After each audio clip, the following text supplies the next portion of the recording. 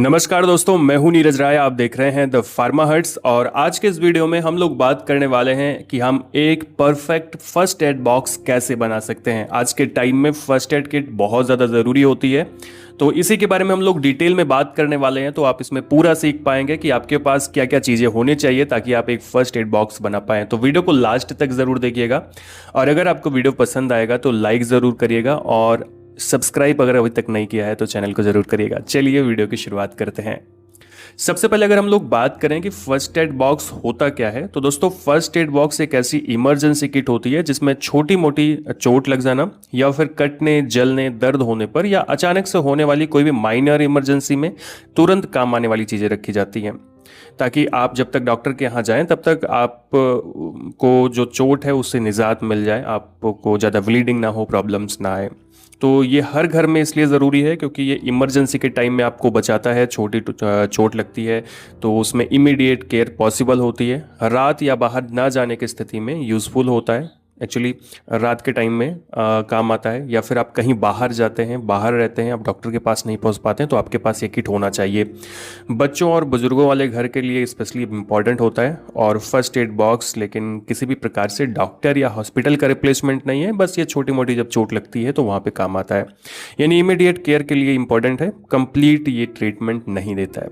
अब अगर बात करें कि फर्स्ट एड बॉक्स में क्या क्या होना चाहिए, तो सबसे पहले मैं इंस्ट्रूमेंट्स की बात करता हूँ, मैं पट्टियों की बात करता हूँ, बाद में हम लोग मेडिसिन की बात करेंगे।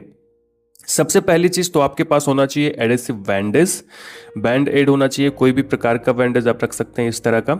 इसके अलावा आपके पास देखो एडेसिव बैंडेज क्या काम आता है, जैसे मान लो स्मॉल कट्स आपको हो गए हैं, स्क्रैचेस लग गए हैं या माइनर वुंड हो गया है तो उसको कवर करने के लिए अच्छा होता है, तो आपके घर में ये हमेशा होना चाहिए।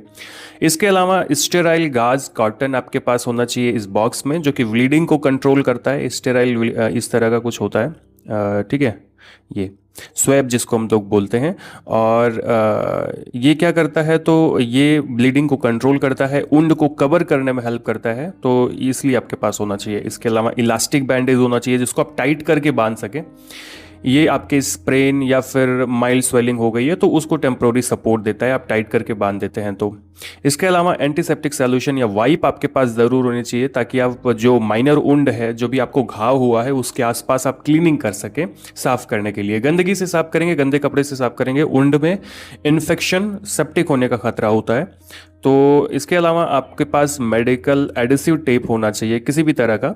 जो एडिसिव टेप क्या करता है, तो ये जैसे आपने पट्टी लगाई या फिर आपने कुछ भी चीज़ गाज लगाया, ड्रेसिंग को अपनी जगह पर फिक्स करने के लिए हम लोग टेप का यूज़ करते हैं, ऊपर से चिपका दिया जाता है, तो ये टेप भी आपके पास होना चाहिए। मेडिकल टेप थोड़ा सा पेपर लाइक होता है, तो ये आपके पास रखना चाहिए आपको।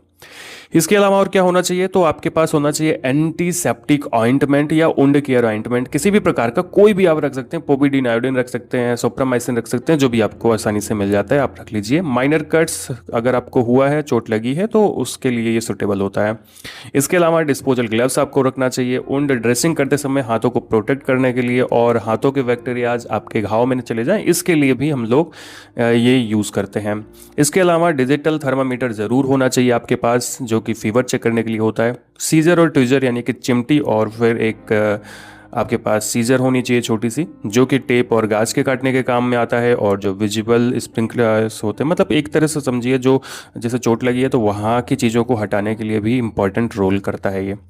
इसके अलावा आपके पास इंस्टेंट कोल्ड पैक होना चाहिए, थोड़ा सा महंगा आता है पर सस्ता भी मार्केट में आपको मिल जाएगा, ये आपके पास ज़रूर होना चाहिए। इससे आपको क्या होता है कि माइनर चोट लगी है, बम्प हो गया है, चोट लग गई है, बम्प हो गया है, इसके अलावा स्वेलिंग हो गई है, तो शुरुआत में कोल्ड एप्लीकेशन के लिए तुरंत आप इसको क्या होता है ना कि आप ऐसे बस हिलाते हैं ज़ोर से और फिर वो कूलिंग आ जाती है और फिर वो आप यूज़ कर सकते हो। अब बात करते हैं कि आपके फर्स्ट एड बॉक्स में कौन कौन सी मेडिसिन होनी चाहिए, जो कि इमरजेंसी मेडिसिन होती हैं। ध्यान रखिए, मेडिसिन ज़रूरत से ज़्यादा यूज़ नहीं करनी है बिना डॉक्टर की सलाह के। सबसे पहले तो आपके पास कुछ कॉमन यूज़ मेडिसिन होना चाहिए, जैसे कि आपके पास पैरासीटामॉल जरूर होना चाहिए। फीवर और माइल्ड टू मॉडरेट पेन के लिए ये दिया जाता है, तो आपके पास ये मेडिसिन होनी चाहिए। इसके अलावा ओरल सैचेट होना चाहिए, जो कि डायरिया की प्रॉब्लम में, वोमिटिंग बहुत ज़्यादा हो रही है, डिहाइड्रेशन हो गया है, तो उसके दौरान फ्लूइड और इलेक्ट्रोलाइट्स को रिप्लेस करने में हेल्प करता है। मतलब एक तरह से समझिए कि एक ORS का आपको पता है कि पानी की कमी को दूर करता है। इसके अलावा आपके पास एंटासिड होना चाहिए। एंटासिड क्या करता है, तो ये जैसे मान लीजिए किसी को अचानक से रात के टाइम पे प्रॉब्लम आ गई है, तो आपके पास एंटासिड या तो आप टैबलेट रख लो, सॉरी कैप्सूल या टैबलेट रख लो, या फिर आप पाउडर रख लो, इनो रख लो, वो भी काम करेगा। तो आपके पास ये सारी चीज़ें होना चाहिए जो हार्ट बर्न में और ओकेजनली अगर एसिडिटी हो गई है तो उसको दूर करने में हेल्प करता है। इसी के साथ में आपके पास एक ओरल एंटी हिस्टामिन जरूर होना चाहिए। ओरल एंटी हिस्टामिन क्या करता है, तो कुछ एलर्जिक सिम्टम्स जैसे कि इचिंग या स्नीजिंग में उपयोग आता है और ड्राउजीनेस को कम करता है। मतलब एक्चुअली ड्राउजीनेस हो सकती है, इस वजह से मैं आपको रिकमेंड करूंगा कि आप लिवोसिट्रिजिन रखिए, क्योंकि आप सिट्रिजिन रखोगे तो ड्राउजीनेस हो सकता है। साथ में आप कैलामाइन लोशन रख सकते हैं जो कि माइनर इचिंग और स्किन इरिटेशन और सूथिंग के लिए इफेक्ट करता है, अच्छा होता है। इसी के साथ में आपको कुछ चीज़ें और, जैसे एंटीसेप्टिक वाइप, मैंने पहले भी बताया, एंटीसेप्टिक सॉल्यूशन आप रख सकते हैं एक प्रकार का, और माइनर वुंड की क्लीनिंग के लिए। साथ में आपके पास होना चाहिए बर्न केयर जेल जो कि ड्रेसिंग के टाइम पे काम आता है। या मतलब एक तरह से क्या करता है कि अगर आपको सुपरफिशियल बर्निंग हो गई है तो वहाँ पे आप अप्लाई कर सकते हैं। नॉर्मल आप क्रीम भी रख सकते हैं। इसके अलावा पेट्रोलियम जेली होना चाहिए। मान लीजिए कि जैसे माइनर ड्राइनेस आ गई है स्किन पर, या फिर क्रैक्ड स्किन हो गई है, स्किन फट गई है, तो वहाँ पर या फिर कई बार घाव के केयर में भी हम लोग पेट्रोलियम जेली यूज़ कर सकते हैं। सेलाइन या नॉर्मल सेलाइन आपके पास होना चाहिए। एनएस ज़रूर होना चाहिए, छोटी बॉटल आप रखिए। इससे क्या होता है, आप जैसे उंड की जो जेंटल क्लीनिंग होती है उसके लिए अप्रोप्रिएट होता है, क्योंकि ये स्टेराइल होता है, तो आप नॉर्मल पानी के बजाय इससे धुल सकते हैं घाव को। ध्यान से देखिए, प्रेस्क्राइब्ड मेडिसिन आपको केवल स्पेशल डिजीज के लिए रखनी है, मतलब कभी भी आपको एंटीबायोटिक्स नहीं रखनी है। स्टेरॉयडल मेडिसिन या स्लीपिंग पिल्स आपके इमरजेंसी मेडिसिन में नहीं रखनी है। ये सभी प्रिस्क्रिप्शन की ज़रूरत होती है इनके लिए, तो बिना प्रिस्क्रिप्शन वाली मेडिसिन आप रख सकते हैं, ओटीसी मेडिसिन। ये सारी मेडिसिन ना रखें तो बेहतर होगा। इसके अलावा अगर आप फार्मासिस्ट हैं तो आप कुछ अलग अलग प्रकार की फर्स्ट एड किट में मेडिसिन रखी जाती हैं, पर इतना जितना मैंने बताया आपके लिए पर्याप्त है अगर आप घर के लिए फर्स्ट एड किट बना रहे हैं तो। फर्स्ट एड बॉक्स को सही तरीके से कैसे रखें इसकी बात कर लेते हैं। तो स्टोरेज रूल्स बहुत ज़्यादा ज़रूरी हैं। जैसे आपको इसे कूल एंड ड्राई प्लेस पे रखना है, डायरेक्शन लाइट से दूर रखें, बच्चों की पहुंच से दूर रखें, ओरिजिनल पैकिंग रखें, एक्सपायरी डेट चेक करें मेडिसिन की और उन्हें बदलते रहें, इमरजेंसी नंबर्स रखें अपने पास अपने किट में। इसके अलावा इन्वेंट्री को मेंटेन करें, जो आइटम इस्तेमाल हो जाए उसे जल्दी से रिप्लेस कर दें, मतलब कोई भी चीज़ कम ना रहे, हमेशा ध्यान रखें। और फर्स्ट एड बॉक्स को ऐसी जगह रखें जहां इमरजेंसी में 1 मिनट के अंदर ये मिल जाए। सबसे बड़ी प्रॉब्लम होती है कि हम सब कुछ जो ज़रूरी चीज़ें होती है उसको इतना संभाल के रख देते हैं कि फिर वो मिलती ही नहीं है, पर इस बात का आपको ध्यान रखना चाहिए। चलिए अब हम लोग बात कर लेते हैं छोटी छोटी इमरजेंसी में हम फर्स्ट एड बॉक्स का कैसे यूज़ कर सकते हैं। जैसे अगर कट लग जाए, वर्निंग हो जाए या फिर फीवर हो जाए। तो सबसे पहले अगर हम लोग बात करें कि छोटी इमरजेंसी, जैसे आपको कट हो गया है, माइनर वुंड हो गया है, तो सबसे पहले आपको क्या करना है, सबसे पहले हाथ को साफ करें, ग्लव्स पहने और फिर क्लीन वाटर या सलाइन से वुंड को जेंटली क्लीन करें। और फिर ब्लीडिंग हो रही हो तो स्टेराइल गाज से जेंटल प्रेशर दें और ज़रूरत के अनुसार उस पर बैंडेज या फिर ड्रेसिंग कर दें, मतलब उसमें उसको बांध दें ताकि वहाँ से खून न निकले। बहुत टाइट ना बांधें, अगर आप पट्टी बांध रहे हैं, नॉर्मली अगर आप बैंडेज लगा रहे हैं तो सबसे अच्छा है। दूसरी अगर हम बात करें कि माइनर बर्निंग हो गई है तो ऐसे टाइम पे क्या करें। अगर आपको बर्निंग हो गई है तो कूल रनिंग वाटर के नीचे, यानी कि ठंडे पानी के नीचे आपको लगभग 20 मिनट तक इसे को रखना है। इसके अलावा आपको टाइट ज्वेलरी, क्लॉथिंग को केयरफुली रिमूव कर दें अगर स्किन से चिपकी ना हो तो। इसके अलावा क्लीन ड्रेसिंग से आप इसे लूजली कवर कर दें, मतलब बहुत ज़्यादा इसको टाइट नहीं बांधना है, इस बात का आपको ध्यान रखना है।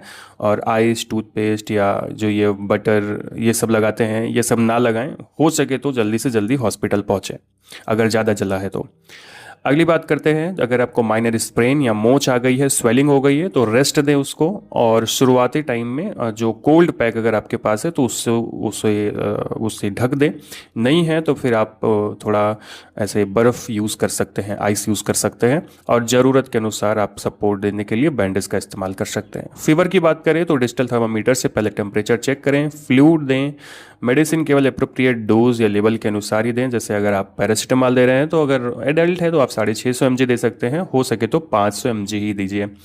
और फिर आपको इसे डॉक्टर से के पास ज़रूर ले जाना है। अब बात कर लेते हैं लास्ट में कि कब फर्स्ट एड पर्याप्त नहीं है। तो फर्स्ट एड केवल माइनर इमरजेंसी के लिए यूज़ होता है। इन सिचुएशन में आपको प्रोफेशनल मेडिकल हेल्प लेना चाहिए, जो मैं आपको बताने वाला हूँ। वहाँ पर फर्स्ट एड काम ही नहीं आएगा।